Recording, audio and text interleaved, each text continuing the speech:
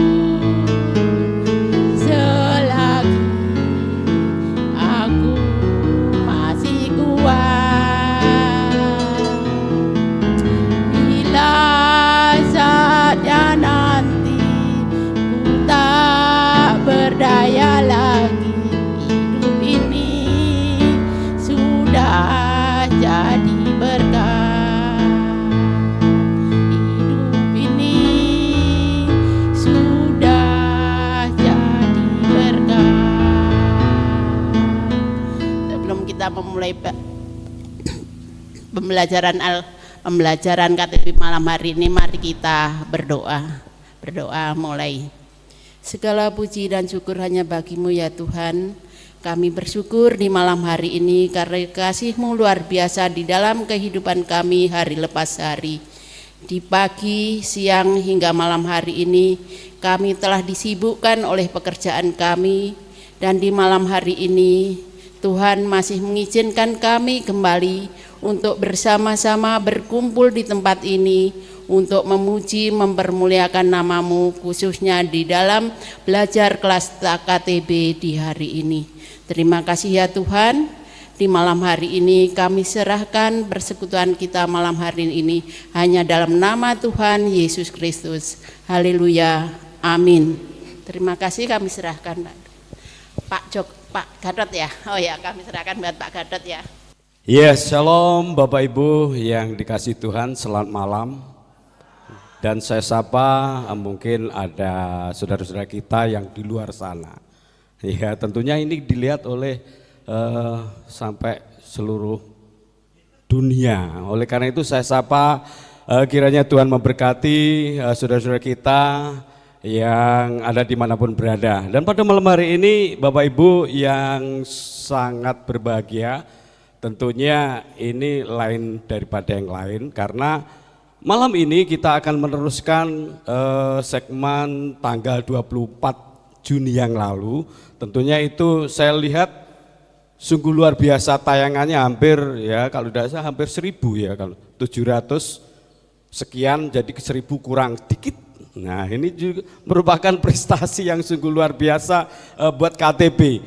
Oleh karena itu sebelum kita mulai tentunya nanti ada saya panggilkan yang ditanya-tanya itu bagaimana keadaan bayinya, bagaimana bapak ibunya karena sudah divonis begini dan begitu. Oleh karena itu nanti kita akan lihat. Sebelumnya kita mulai, kita akan yel KTB ya. Nanti kalau saya katakan KTB Anugerah Sejahtera. Ya, kompak ya. KTB Anugerah Sejahtera. Oke, siap untuk belajar? Iya, puji nama Tuhan. Ya, Bapak Ibu, tentunya pada malam hari ini sungguh luar biasa karena tamu kita yang bulan yang lalu kita datangkan. Kita nanti akan ngobrol-ngobrol sebentar seputar daripada permasalahan yang sudah dihadapi, kok bisa lolos itu gimana ya. Kalau kita bayangkan kalau Bapak Ibu diperhadapkan seperti itu kira-kira gimana? Bukan hanya deg-degan, arep melayu nggone sopo iki ya, kira-kira gitu ya. Arep lari kemana? Nah oleh karena itu saya panggilkan Bapak Wandi dan Ibu ya, tentunya ini yang ditunggu-tunggu segmen berikutnya, nanti klimaknya tentunya akan diteruskan oleh Bapak Dodi. Ya puji Tuhan kami panggil, ayo Bapak Wandi dan Ibu Wandi dan juga putra-putrinya ya ini juga. Oke, ya komplit ya, mari ya silakan, ayo. Ini luar biasa pada malam hari ini, kita beri aplaus sekali lagi buat keluarga Bapak dan Ibu Wandi. Iya, puji nama Tuhan. Ayo silakan. Iya, enggak apa-apa, ngumpul ini keluarga yang sungguh diberkati oleh Tuhan. Ya, di bawah bisa, di atas saja enaknya bisa dilihat. Ayo, ini putra-putrinya. Ya. Ya ini bisa dipegang nih di HP-nya mic-nya. Oh enggak ya ibunya ya. Biasanya ada dicepret gini ya. Ya puji nama Tuhan, pada malam hari ini tentunya Pak Wandi dan Ibu ini sungguh benar-benar mempunyai pengalaman yang sungguh luar biasa, di mana pengalaman itu tentunya Pak Wandi mengalami masa-masa kritis. Ya, masa-masa kritis itu apa? Menghadapi, kalau kemarin dikatakan apa? Ekonomi turun, juga kesehatan daripada Ibu Wandi, apalagi kok bisa hamil. Ya ini ya luar biasa ya. Di situ perjalanannya menghadapi permasalahan yang boleh dikatakan kayak apa, buah simalakama ya. Iya betul ya. Oleh karena itu Pak Wandi, mungkin bisa sedikit diceritakan ya bagaimana ketika Pak Wandi itu menghadapi permasalahan yang sedemikian rupa itu, terutama perekonomian dulu.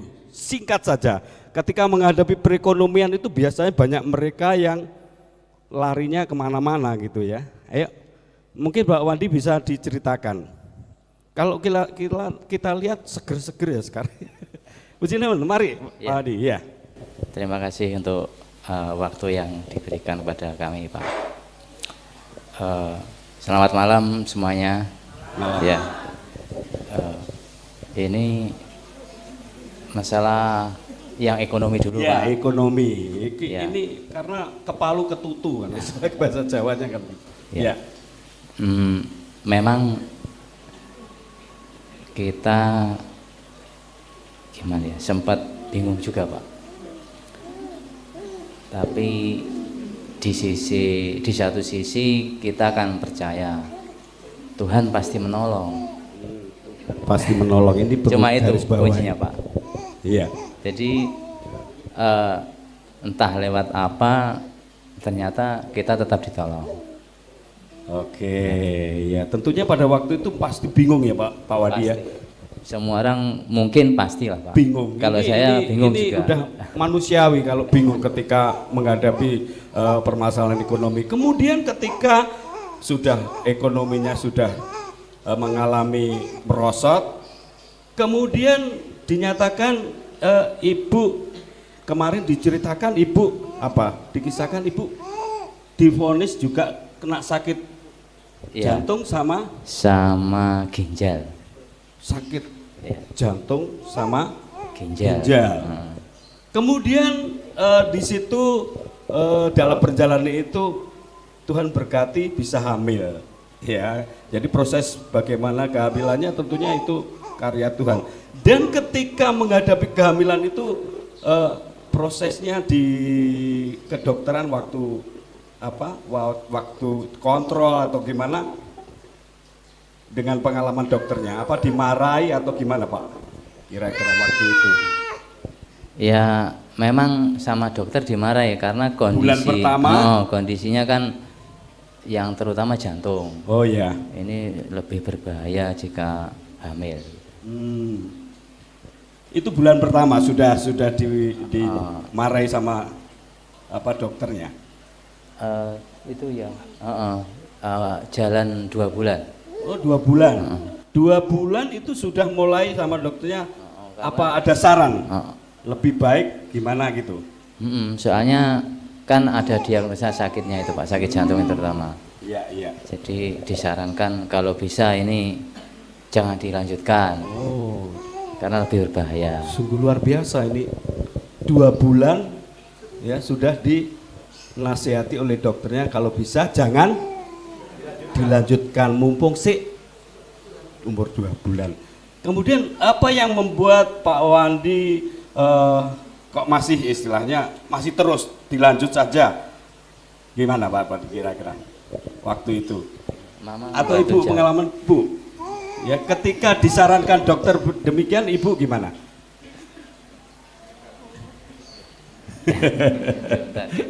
Ya. Jadi ketika disarankan lebih baik tidak usah diteruskan. Perasaan Ibu waktu itu gimana? Kaget atau mau menyerah atau gimana? Iya. Gimana Ibu? Kita beri aplaus buat Bima ya. Ya, kira-kira Ibu gimana waktu itu kok bisa langsung sampai lewat 3 bulan, 4 bulan kok kayaknya bandel ya sama dokternya kira-kira. Gimana waktu itu Bu?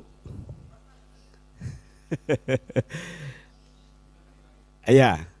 Waktu itu perasaan Ibu gimana atau sudah kita gimana waktu divonis seperti itu kan mulai umur 2 bulan sudah disarankan seperti itu harus jangan diteruskan harus digugurkan saja ya sudah gitu. Tahu ya? Sudah tahu sebelumnya itu sudah tahu. Sudah tahu ya. Jadi umur 1 bulan itu sudah mulai divonis ya. Oh mulai 1 bulan berarti sudah ada tanda-tanda kehamilan dokter sudah memvonis apa lebih baik tidak usah dilanjutkan karena ibunya ada sakit jantung dan ginjal.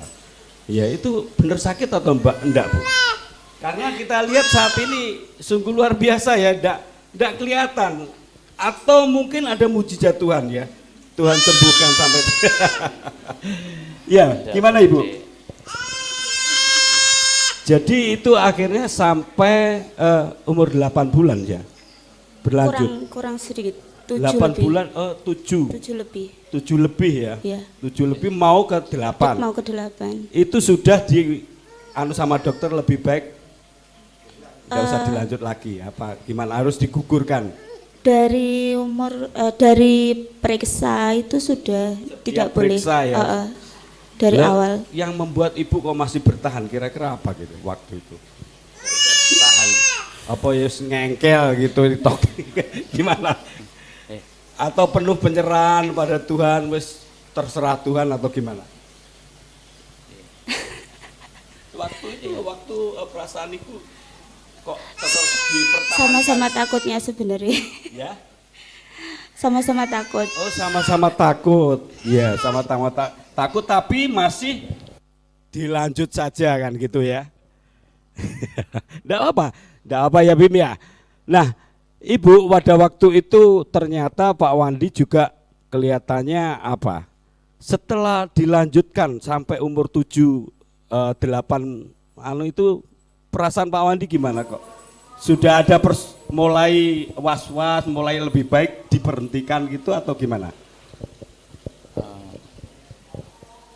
Enggak ada Pak untuk was-was. Ya. Ya intinya itu kita percaya Tuhan pasti akan menolong itu. Oh ini yang membuat. Memang ibu harus istirahat total Pak pas itu. Oh. Kalau memang itu harus umur yang mulai ke 2 bulan jalan 3 itu harus istirahat. Istirahat total enggak bisa kerja. Tapi masih mempertahankan bayinya. Kalau akhirnya kan janinnya. Dokternya kalau memang mau dipertahankan itu harus istirahat total. Oh Oh iya. Jadi tidak boleh kemana-mana sama sekali, di rumah saja. Tapi dengan saran seperti itu, kira-kira resiko kedepannya Pak Wandi sudah siap kira-kira ya? Iya siap, memang sudah dari awal kan sudah awal dikasih tahu ada risikonya seperti itu. Ya ini Bapak Ibu, ternyata dari proses yang sedemikian rupa bahwa setiap kontrol dokter akhirnya disarankan lebih baik tidak usah diteruskan, tetapi ternyata Bapak dan Ibu Wandi ini walaupun dalam keadaan was-was, khawatir, cemas dan banyak hal yang dirasakan di dalam kehidupan beliau, nah ternyata masih dipertahankan dan waktu itu operasi. Iya operasi. Operasi ya. Dan kemarin dinyatakan sudah umur 8 ya, sudah 8 ya. Itu ternyata sudah tidak ada detak jantungnya. Jadi bayinya sudah dinyatakan sudah tidak ada detak jantungnya. Waktu dikasih tahu gitu, Pak Wandi gimana kira-kira langkah waktu itu? Kira-kira langkahnya apa? Waktu sudah tidak ada detak jantungnya, ini mau dioperasi. Karena kemarin kalau dipertahankan satu bayinya nanti ibunya. Kalau ibunya jadi tidak bisa dipilih ya istilahnya. Waktu ya, memang itu Pak, yang berbahaya dua-duanya. Ya, dua-duanya. Sama ibunya juga sudah berbahaya. Nah, ketika Pak Wandi mendengar bahwa tidak ada detak jantung dari bayinya ini gimana? Ya, akhirnya kita ngikuti yang dari dokter harus dioperasi saat itu juga. Ya, akhirnya dioperasi kan? Dioperasi, nah, ternyata setelah dioperasi apa yang dinyatakan oleh dokter sudah ada detak jantungnya setelah keluar dari rahim, ternyata bayinya nangis ya. Dengar nangis. Perasaan apa kira-kira ketika Pak Wandi mendengar itu? Wah bayinya menangis. Ada dua perasaan Pak. Ya dua perasaan. Ada yang saya senang, soalnya bayinya sudah nangis. Oke. Yang satu, ibunya ini belum ada kabarnya. Wah. Jadi pergumulan sangat berat ini ya. 3 hari baru kita bisa ada jawaban bahwa 3 hari sehat ya. Bayinya sudah selamat, bisa sudah di perawatan. Di perawatan. Ibunya masih belum sadar. Belum sadar. Kira-kira kalau kita menempatkan di Pak Wandi pada waktu itu, saya tidak bisa membayangkan. Karena apa? Satunya ya tadi ada dua perasaan senang, tapi yang orang yang dikasih, yang disayang selama ini ternyata belum sadar. Tetapi karena karya Tuhan kira-kira ya di situ 3 hari baru perjalanan mulai 3 hari. Apa yang diperbuat selama 3 hari Pak Wandi kira-kira? Apa ketawa-ketawa karena bayinya atau mungkin setelah bayi lahir kan baru ketemunya sebentar Pak. Ya. Setelah itu bayi kan dibawa ke ruang perawatan yang beda yang khusus juga. Ya? Jadi setelah itu keduanya belum bisa ditemui. Sampai 3 hari. Iya, luar biasa. Tetapi yang jelas Pak Wandi pada waktu itu terus berdoa ya kepada Tuhan, memohon pertolongan pada Tuhan. Ternyata Tuhan sangat berkati dan Ibu Wandi ternyata sampai saat ini kelihatan segar bugar. Karena apa? Kuasa mujizat Tuhan dinyatakan di dalam keluarga Bapak Ibu Wandi. Dan bagaimana keadaan bayinya, dan ternyata kita lihat ini bayinya Bima ya, kita beri aplaus ya buat Bima, luar biasa ya, yang dinyatakan oleh manusia sudah tidak ada nafasnya tapi Tuhan kasihkan kehidupan sehingga ya Bimanya sehat. Puji Tuhan karena berkat Tuhan. Ya inilah Bapak Ibu sekilas daripada kesaksian. Ternyata mau suruh aborsi, mau suruh gugurkan, ternyata mereka berdua tetap mempertahankan. Dan ini adalah putri dari Bapak Ibu Wandi. Ini yang pertama yang mana? Oh, yang Kak pertama, Jesinta. yang kedua, Kak ini yang ketiga. ya, Bima. yang ketiga. Oke, inilah Bapak Ibu. Terima kasih buat Pak Wandi dan Ibu dan putri-putrinya. Kiranya Tuhan memberkati dan selalu sehat. Ya, Tuhan Amin, memberkati. ya. Dan selanjutnya dipersilakan Pak Dodi yang akan nanti melanjutkan memberikan penjelasan tentang ketika diperhadapkan dua masalah seperti ini, apakah yang harus dilakukan, ya, atau satu dikorbankan atau satu dipertahankan. Nanti Pak Dodi yang akan menjelaskan lebih lanjut. Terima kasih, kiranya Tuhan berkati, semoga KTB tetap jaya, sejahtera, Tuhan memberkati. Mari Pak Dodi.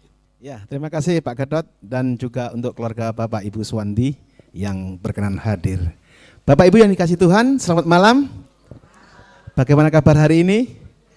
Luar biasa. Nah, malam hari tadi kita sudah disuguhi sebuah wawancara untuk melanjutkan apa yang tanggal 24 Juni lalu kita perbincangkan, yaitu tentang baby. Baby yang bagaimana? Baby yang dipakai oleh Tuhan secara luar biasa untuk menyatakan cinta kasih-Nya. Mengapa bisa begitu? Ternyata di dalam sejarah adanya baby yang kita tayangkan tadi itu penuh dengan drama yang menggiurkan. Kita akan meneruskan kajian tentang hal ini, yaitu tentang aborsi. Dan hari ini yang menjadi bintangnya adalah Bima. Saya undang Bima bisa maju kembali digendong oleh Cece Lisa dan Bu Nora. Karena baby ini selain secara biologis milik bapak ibunya, secara persaudaraan milik jemaat, semua mencintai dia. Maka semua merindukan untuk menggendong. Silakan, karena bintangnya hari ini adalah Bima. Bima bisa maju ke depan lagi sambil saya menerangkan tentang aborsi. Bapak Ibu, di dalam sejarah perjalanan kehidupan dari baby ini, Bima, tadi diterangkan oleh kedua orang tuanya bahwa sejak di dalam kandungannya sudah diberi nasihat, sudah diberi perintah keras untuk melakukan yang namanya aborsi. Nah, menarik ya. Dan andai kata terjadi aborsi, pertanyaannya, akankah ada baby yang lucu ini tadi? Enggak ada.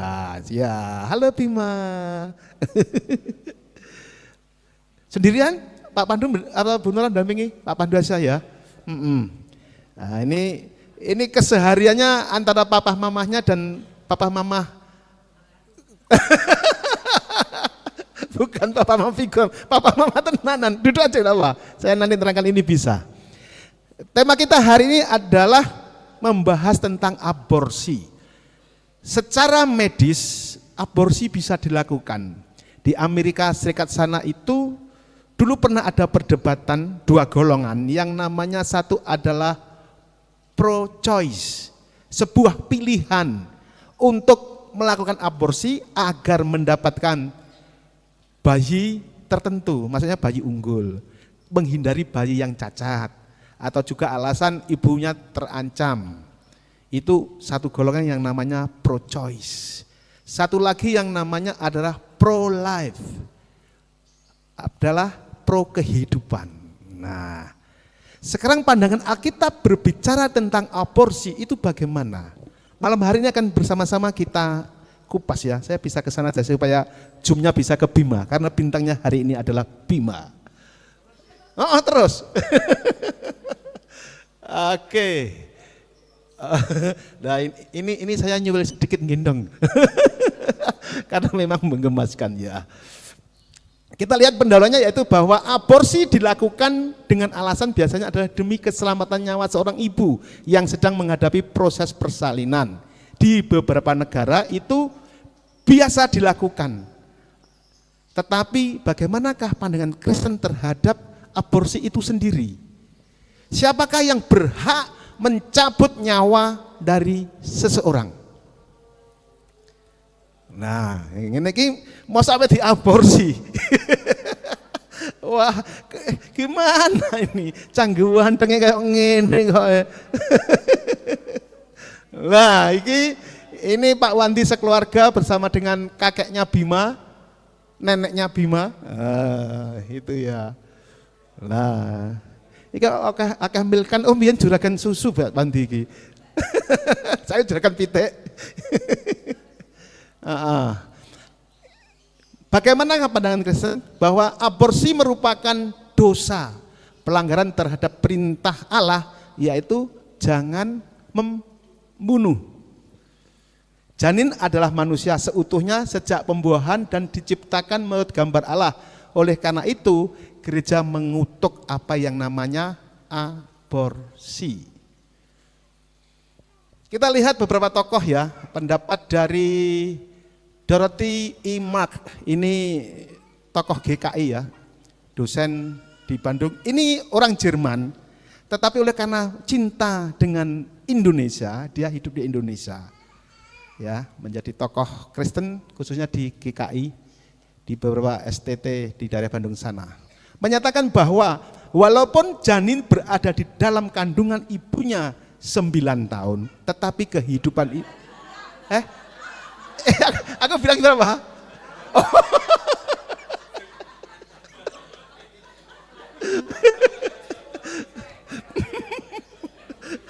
9 bulan, 9 tahun. Lagi. Walau janin dikandung 9 bulan ya, tetapi sesungguhnya kehidupan itu sudah dimulai di awal-awal.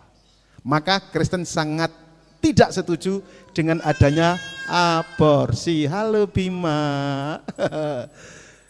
Oh, dia mau nyanyi kah? Wah. Wow. Lucu ning ngene gemes ning ngene diaborsi. Oke, berikutnya. Kita juga akan melihat apa yang dikatakan oleh John Calvin, yaitu ini tokoh gereja yang sangat memiliki pengaruh kuat ya. Ia mengatakan bahwa janin di dalam rahim ibu sudah merupakan manusia. Maka sungguh tidak diperkenankan bila melakukan aborsi.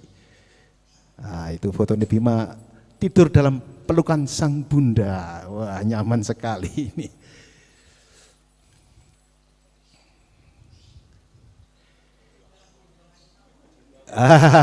Dalam gendongan siapa itu? Ibu Teresa, yaitu tokoh yang sangat mendunia, mengatakan bahwa jika kita menerima bahwa seorang ibu bahkan dapat membunuh anaknya sendiri, maksudnya aborsi, bagaimana kita bisa memberitahu orang lain untuk tidak membunuh satu sama lain? Bayangkan kalau seorang ibu menegakkan bayinya secara sengaja untuk diaborsi, berarti itu membunuh. Bagaimana di dalam kehidupannya bisa bersaksi, jangan membunuh. Apalagi negara yang menerima aborsi, berarti itu tidak mengajarkan rakyatnya untuk mencintai, tetapi menggunakan kekerasan untuk mendapatkan apa yang mereka inginkan. Ini Bunda Teresa sangat mengecam kebijakan sebuah negara yang melegalkan aborsi demi mencapai tujuan tertentu. Di beberapa negara modern, aborsi dilakukan tujuannya itu untuk menseleksi bibit unggul. Lek-elek. Itu.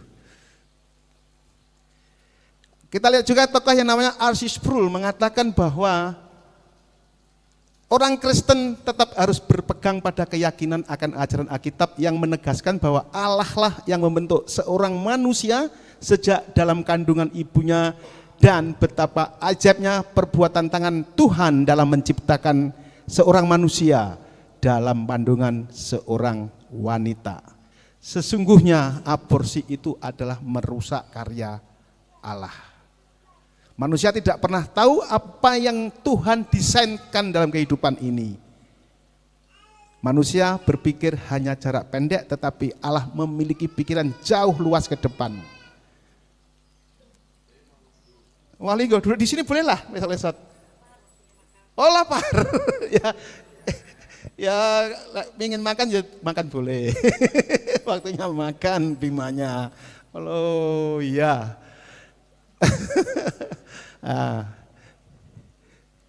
Gimana menggemaskan ya?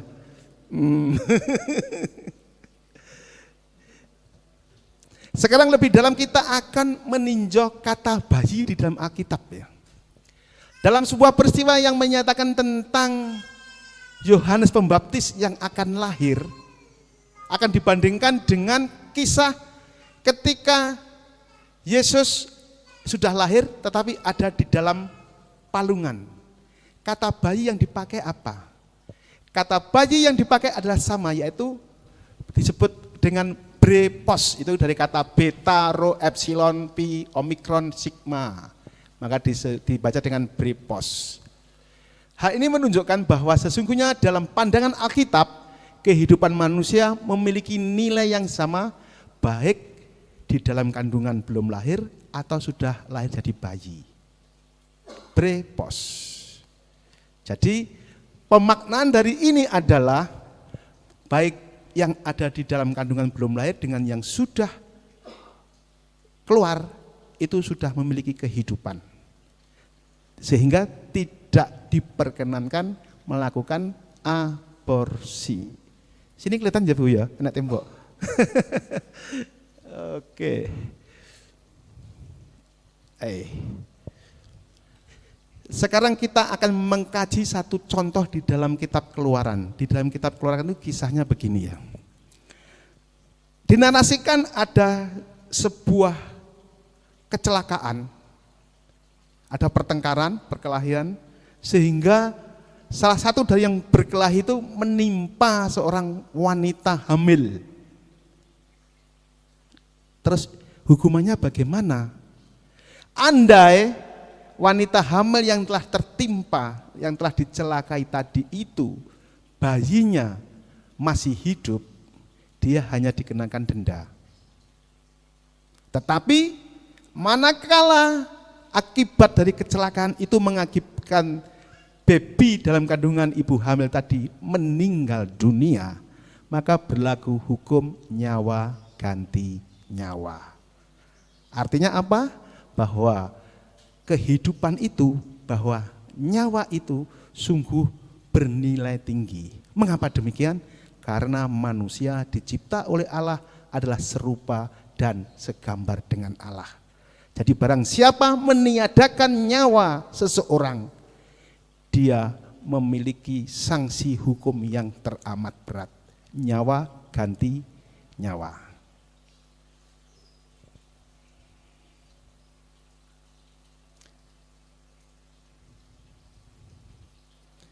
Kita lihat nats yang lain, yaitu di dalam Mazmur 139 ayat 13. Mengatakan bahwa sebab engkau membentuk bagian dalam tubuhku, engkau menenun aku di dalam rahim ibuku. Di ayat yang 16, matamu telah melihat janinku, di dalam kitabmu semua tertulis, hari-hari yang akan disusun bagiku ketika belum ada satupun darinya. Dari nats ini kita bisa mengetahui bahwa Allah sejak dari mulanya sudah merancangkan kehidupan seseorang. Dan ketika di dalam janin itu, di dalam rahim itu sudah ada janin, berarti di situ sudah ada kehidupan. Kita bandingkan lagi ayat berikutnya, yaitu di Yesaya pasal 49 ayat 10 mengatakan, Tuhan telah memanggil aku sejak dalam kandungan. Manusia ada kehidupan sejak di mana? Dalam kandungan. Berarti dari sini kita meyakini bahwa oleh karena kehidupan itu memang ada sejak di dalam kandungan, maka aborsi jelas-jelas dilarang.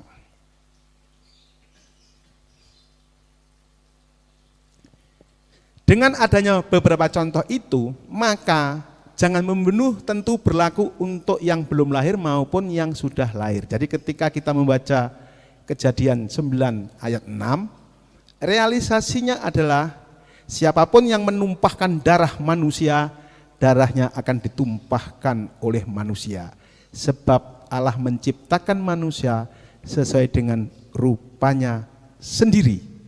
Pembunuhan adalah kekejian di hadapan Allah. Karena itu adalah pembunuhan yang tidak sah terhadap makhluk yang diciptakan menurut gambarnya sendiri dan pengaburan perbedaan pencipta atau makhluk. Lalu di dalam etika Kristen apa ya yang bisa ditempuh berkaitan dengan masalah aborsi ini? Aborsi pada umumnya ditolak. Umat Kristen percaya bahwa kehidupan manusia adalah anugerah Tuhan dan sangat berharga sejak pembuahan. Praktik menggugurkan kandungan dianggap sebagai tindakan menghilangkan nyawa yang tidak bersalah. Alasan menolak aborsi. Tokoh yang bernama Geisler menegaskan bahwa janin di dalam rahim bukan sekedar jaringan tubuh, melainkan pribadi yang menyandang citra Allah sejak pembuahan. Karena statusnya sebagai manusia penuh, janin memiliki hak hidup yang sama dengan manusia yang sudah lahir. Jadi janin di dalam kandungan itu hak hidupnya itu sama dengan kita yang sudah lahir, sudah dewasa. Jadi tidak ada seorang pun yang berhak untuk mencabut janin di dalam kandungan.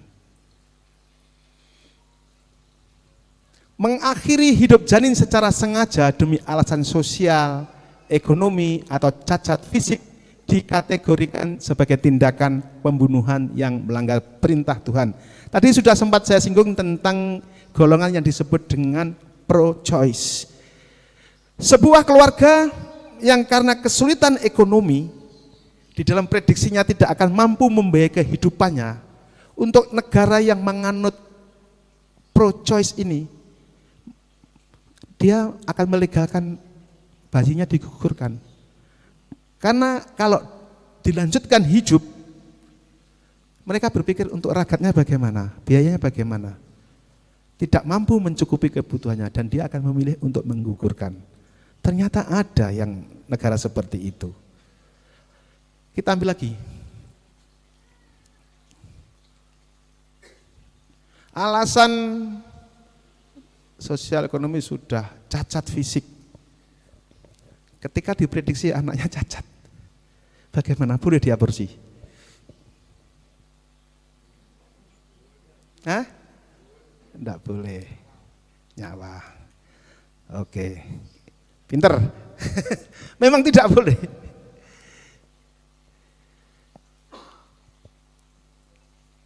Norman Geisler yang tadi menolak adanya aborsi, di satu sisi dia juga bisa memaklumi dan mengizinkan aborsi itu bisa terjadi. Tetapi dasar pemikirannya adalah bukan membunuh bayi itu, tetapi adalah justru untuk menyelamatkan sang ibu. Bahwa pada akhirnya bayi harus meninggal, itu adalah sebuah efek yang tidak disengaja. Kok mikirnya gitu Pak? Kita dalami ya. Masih di situ. Pertama dia memakai teori tentang tingkatan di dalam apa yang disebut dengan graded absolutism. Absolutisme bertingkat, di mana yang harus dipahami adalah Tuhan berada di tingkat tertinggi. Artinya apa yang diajarkan Tuhan itu harus menjadi dasar utama di dalam mengambil keputusan. Kemudian manusia atau sesama itu berada di tingkat di bawah Tuhan yang tertinggi, tetapi di atas benda atau hukum abstrak. Hukum abstrak itu hukum positif, hukum yang berlaku di dunia.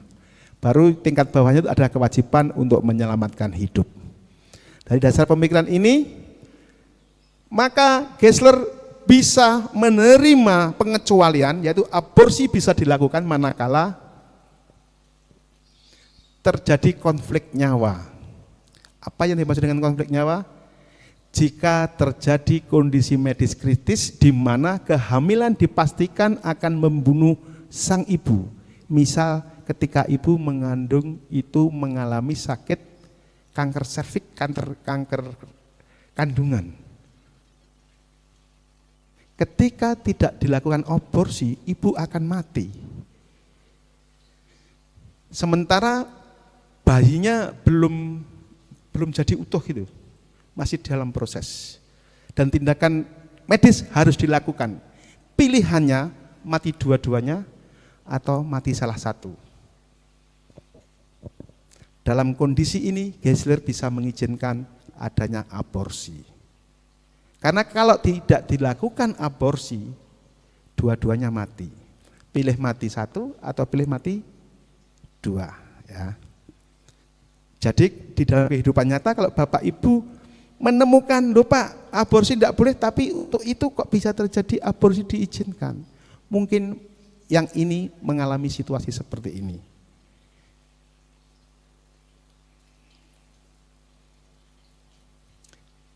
Pertimbangan yang lain adalah menyelamatkan yang bisa diselamatkan. Mengambil tindakan medis untuk menyelamatkan ibu dinilai secara moral lebih tinggi daripada membiarkan keduanya meninggal. Oh, sama dengan yang tadi ya. Di sini hilangnya nyawa janin dipandang sebagai efek samping yang tidak terhindarkan. Principle of doubt effect, yaitu di dasar pemikiran double akibat. Tidak dilakukan tindakan aborsi akan mati dua-duanya. Dilakukan tindakan aborsi setidaknya menyelamatkan yang salah satu. Sekarang walaupun aborsi dimengerti bisa dilakukan dengan alasan-alasan yang sangat ketat, pertanyaannya, yang tidak diperbolehkan itu aborsi untuk apa? Kita lihat yang satu, kasus pemerkosaan. Wah, iki rada berat iki. Katakanlah saya gadis. Katakanlah ada gadis satu. Suatu ketika diperkosa. Akhirnya weing. Hamil. Si gadis ini dan keluarga bayi ini tidak setuju ada janin di perut anaknya. Karena bapaknya nggak jelas, wong tukang memperkosa. Akhirnya diaborsi. Boleh atau tidak? Menurut Bapak Ibu boleh atau tidak? Tidak boleh. Tetap harus dikandung. Ya, pandangan sebelah sini seperti itu. Ada yang punya pandangan yang lain? Nyawa. Setuju dengan pendapat ini? Hah? Beda boleh? Bayinya enggak dosa, pinter. Yang dosa orang tuanya, benar. Itulah anak sembrono. Ya, prinsipnya memang begitu. Apa yang disampaikan oleh Geisler adalah dalam hal ini janin yang ada di dalam perut, janin yang ada di dalam kandungan itu tidak diperbolehkan menanggung akibat. Bahwa perjalanan mamahnya diperkosa itu bagian dari kasus yang lain. Masih ingat yang kami sampaikan? Manusia di dalam penderitaannya masing-masing memiliki judul yang berbeda-beda. Ya, kebetulan yang ini judulnya adalah korban perkosaan. Ya, jadi benar bahwa dalam kasus ini, dalam kasus pemerkosaan, janin yang ada di dalam kandungan tidak boleh digugurkan. Berikutnya, indikasi cacat janin. Nah, sepasang suami istri, istrinya hamil. Sekarang kan bisa di USG ya, babynya cacat. Terus orang tuanya pengen mengaborsi, bolehkah? Tidak boleh. Alasannya apa? Tidak berdosa. Ya, Pinter-pinter. Benar, tidak boleh. Walaupun sudah terdeteksi anaknya cacat, tetap tidak boleh diaborsi.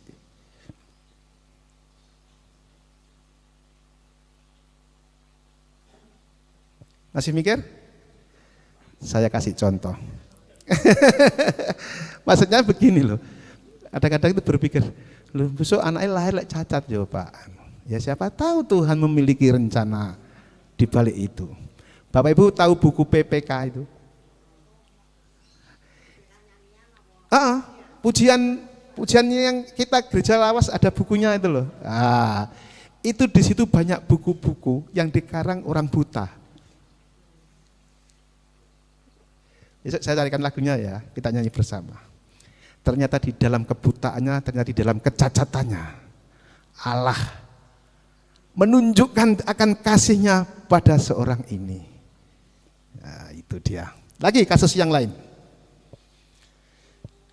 Alasan sosial ekonomi tadi sudah saya ambil contoh. Ketika ada sebuah keluarga disinyalir tidak mampu, sehingga nanti andai kata bayi ini lahir di dalam kehidupan kesehariannya dinilai tidak mampu. Terus dia disarankan, wes anakmu gugur no wae. Boleh enggak? Kan tujuannya apa? Supaya nanti anaknya bisa hidup sejahtera. Boleh enggak? Enggak boleh. Mengapa? Gimana? Membunuh nyawa. Betul, membunuh nyawa tidak boleh. Soal nyawa itu adalah haknya Tuhan. Manusia tidak pernah memiliki hak sedikit pun untuk mencabut nyawa orang lain. Nah, sebelum menerima pengajaran aborsi ini, jika itu andai kata ya, andai kata itu misalkan, delalah kok enak yang pernah melakukan aborsi, apa yang harus dilakukan? Baik Calvin maupun Geisler menyarankan bahwa walaupun itu adalah dosa, tetapi itu bukan dosa yang tidak bisa diampuni.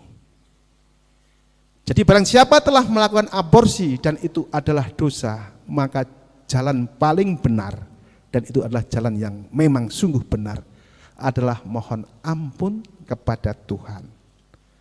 Karena Tuhan adalah Allah yang setia, Allah yang penuh kasih, Allah yang mampu memberi kita kehidupan baru, membuat kehidupan kita yang jauh lebih baik. Manusia memang boleh pernah terjatuh, namanya saja hidup di tengah dunia yang berdosa. Tetapi bersama Allah kita harus mampu bangkit, karena kita dibangkitkan oleh Tuhan untuk bisa kembali hidup dengan benar.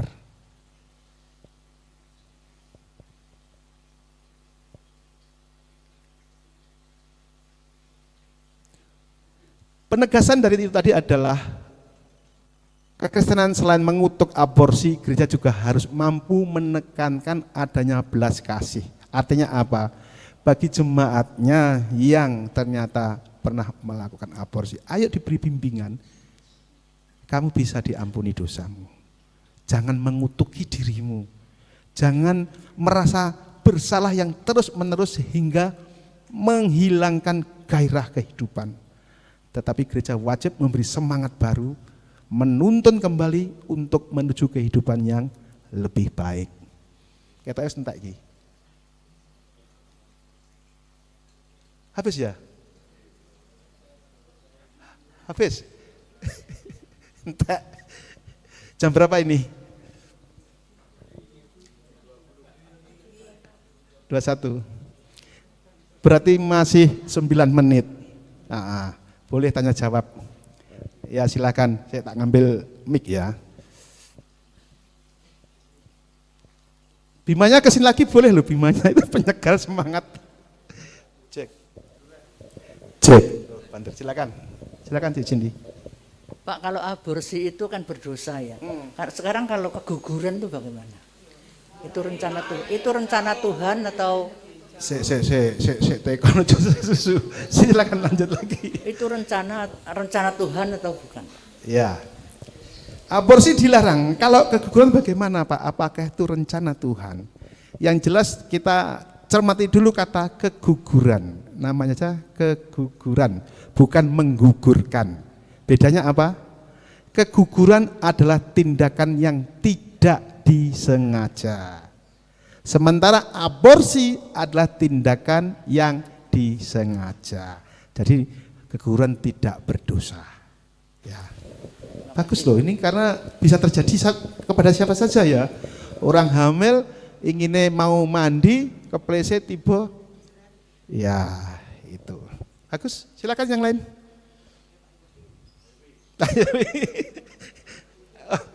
Ya. Silakan. Enggak apa-apa. Mempertajam. Pertanyaan Pak Yopi selama ini bagus-bagus loh, mempertajam dari kajian kita. Silakan Pak. Ini yang pernah saya tahu, saya dengar gitu ya. Kalau tadi dikatakan kandungan baru 1 bulan, itu saya pikir kok nggak mungkin ya tahu 1 bulan. Kalau telat 1 bulan, kandungan itu umurnya sudah 2 bulan yang saya tahu. Gitu. Dan lagi kalau masih 1-2 bulan, 3 bulan itu masih berupa darah, gumpalan darah. Kalau ilmu pengetahuan itu penilai sudah menjadi insan, itu kalau umur 4 bulan. Sigot. Itu kalau umur 4 bulan, karena sudah terlihat itu jenis kelaminnya sudah terlihat, ada organ-organ tubuh juga sudah dilihat. Itu begitu. Jadi kalau digugurkan umur 1 bulan itu kan belum tahu itu makhluk hidup apa enggak ya. Masih berupa darah. Gitu. Dan lagi pertanyaan lagi, KB. Iya. KB itu ada yang mengatakan itu dosa, ada yang enggak. Kalau dalam iman Kristen itu gimana ya KB itu? Karena itu belum terjadi apa-apa. Ya. Ya. KB. Sudah Pak, ada 2 pertanyaan ya. Yang pertama, saya akan kembali ke materinya yang dari Calvin tadi. Mana? Tidak bisa. Tolong dibantu. Yang Calvin. Oh, atas ya Calvin ya, sebentar. Memang di sini kita harus membedakan istilah kedokteran dengan yang terjadi menurut tinjauan Alkitab. Di dalam tinjauan kedokteran saya tidak seberapa tahu detailnya ya, karena memang saya tidak pernah sekolah eksakta. Sejak kecil saya jurusannya sosial. Tetapi setidaknya yang kalau tidak salah bisa diketahui umur 2 bulan ya Pak ya. 4 sampai 5 baru tahu di situ ada bayinya. Bukan tahu ada bayi, ada janin umur berapa? Hah? Tahu seorang wanita ternyata hamil itu umur berapa bulan? 2 minggu. Lah itu. 2 minggu sudah tahu. Datang bulan itu kan baru tahu dia. Itu kan itu sudah umur 2 bulan. Sudah 2 bulan? Iya. Lah, makanya kalau istilah medis baru diketahui di dalam perut itu ada janin, berarti umur 2 bulan. 2 bulan. Ya, tetapi Alkitab menyatakan sejak di dalam kandungan itu sudah tidak boleh ada aborsi. Jadi tidak ada yang bertentangan dalam hal ini. Cuma yang membedakan adalah istilah kedokteran tadi 2 bulan, ya Pak. Tapi kalau Alkitab sudah, pokoknya sudah ada di dalam kandungan itu sudah ada kehidupan. Itu. Bisa dimengerti? Iya. Kalau di pengetahuan kan jadinya kehidupan itu kan umur 4 bulan. 4 bulan atau 2 bulan? Saya nggak tahu loh.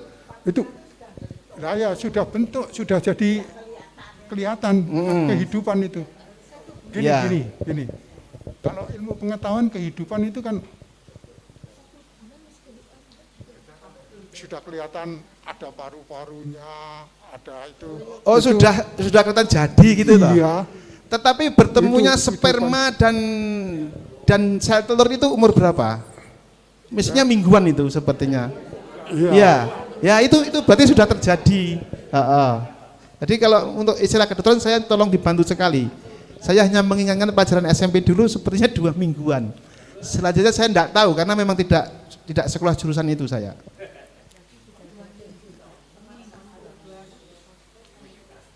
Sekarang zaman itu cilik-cilik 2 minggu. Makanya tolong saya diupdate untuk masalah apa itu istilah kedokteran terjadinya pertemuan sel telur dan sperma. Bagaimana Pak Eko? Ya, tolong dikasih mic. Nanti besok tambah mic lagi. Silakan. Baik, terima kasih Pak Dodi. Jadi menanggapi Pak Yopi ya.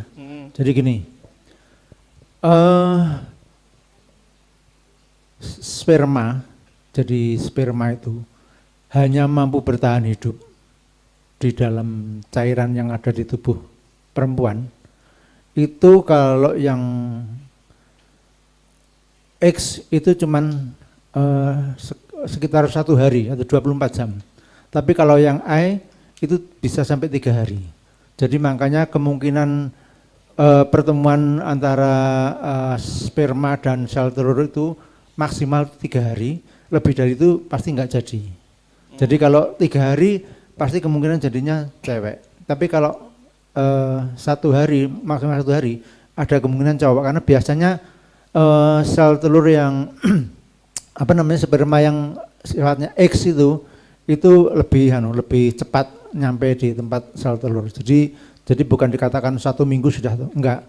Nah, dalam pengertian ini, apa yang disampaikan Pak Dodi perlu kita garis bawahi bahwa ketika pertemuan sel telur dan sperma terjadi, saat itu adalah kehidupan. Itu yang harus kita pahami secara iman Kristiani. Itu Pak. Jadi bukan kita ngomong 1 minggu, 2 minggu, 4 bulan sudah enggak. Itu istilah dokter kalau 2 minggu atau mungkin 1 bulan masih berbentuk titik darah atau gimana. Tapi di dalam pengertian iman Kristiani, ketika bertemunya sel telur dan sperma, ya saat itu adalah ada kehidupan. Itu jadi yang perlu Pak Yopi dan teman-teman lain ketahui seperti itu. Oke, terima kasih Pak Eko tambahnya. Tapi setidaknya memang benar. Sebenarnya yang ditanyakan Pak Yopi tadi sudah saya jawab dan tidak ada pertentangan sebetulnya. Hanya kalau kedokteran sebenarnya lebih detail tahunya ya Pak ya. Sementara tinjauan Alkitab hanya menyatakan sejak di dalam kandungan. Dan tadi dijelaskan sepertinya seperti yang disampaikan Pak Eko.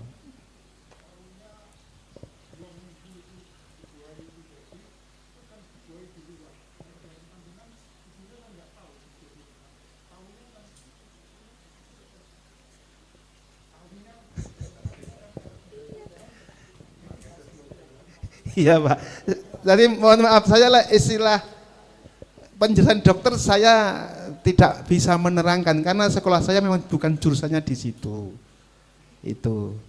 Tinimbang aku nanti nerangin salah, ya memang saya bukan jurusan eksakta, tetapi kalau ilmu sosial saya pakar, saya ahli. Teologi ya, saya bisa. Ya itu biasanya yang niteni adalah suami dan istrinya. Kapan terakhir nggawe ngono Pak? Jadi pasti tahu itu. Dan nanti dikuatkan dengan hasil dokter.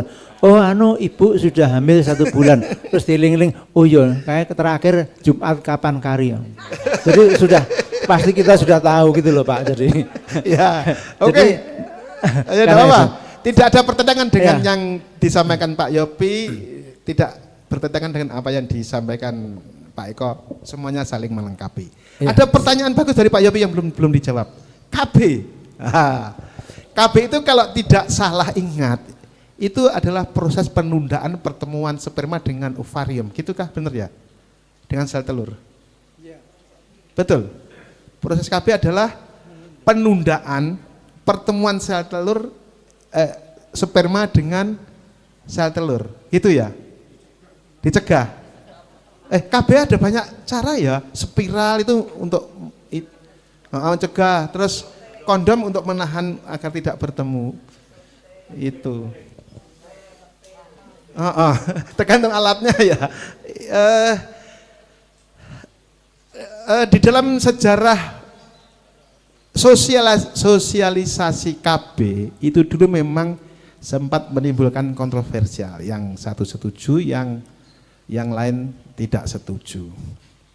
Banyak tokoh-tokoh agama yang tidak setuju dengan KB. Tetapi dalam kajian Kristen bahwa ternyata proses KB itu adalah proses menahan atau menunda pertemuan sperma dengan sel telur. Kalau ditunda tadi berarti kan menjadi tidak jadi, kata Pak Eko.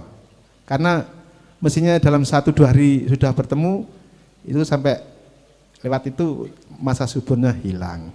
Berarti belum ada pertemuan, berarti belum ada kehidupan. Saya rasa untuk KB enggak apa-apa ya. Tetapi pendapat saya ini jangan menjadi jangan menjadi patokan umum. Karena tentang KB saya ngertinya hanya sebatas itu. Hanya sebatas upaya manusia untuk menahan atau menunda pertemuan sel telur dengan sperma. Kalau memang pengertian seperti itu, saya setuju KB tidak ada masalah. Ya. Oke. Bentar Pak. Ini nanti jadi bahan perdebatan. Karena seperti KB itu memang ada yang setuju dan ada yang tidak setuju. Yang tidak setuju menyatakan bahwa itu menghalangi karya Allah, karena Allah juga berkembang biaklah dan penuhilah seluruh muka bumi. Jadi jangan dihalangi karya Allah. Itu yang bilang tidak setuju, tapi yang bilang setuju ya karena ya itu tadi masalahnya pasti paling banyak ya. Macam-macam lah, ada yang ekonomi, ada yang kesehatan dan sebagainya. Oke, jadi itu nanti mungkin bahas lain-lain waktu. Saya yang mau bertanya masalah aborsi tadi ya. Memang kita harus paham benar. Di dalam kita mengikut Tuhan memang kita istilahnya memang harus pikul salib ya. Jadi kalau memang seperti itu ada kejadian pemerkosaan dan sebagainya ya. Memang ya sebagai orang Kristen memang pikul salib, kebetulan salibnya seperti itu. Tadi yang seperti disampaikan bahwa aborsi benar-benar enggak diizinkan ya, kecuali memang atas perintah atau atas persetujuan dokter, karena dokter melihat ada bahaya yang mengancam dari proses kehamilan tersebut. Bukan persetujuan dokter.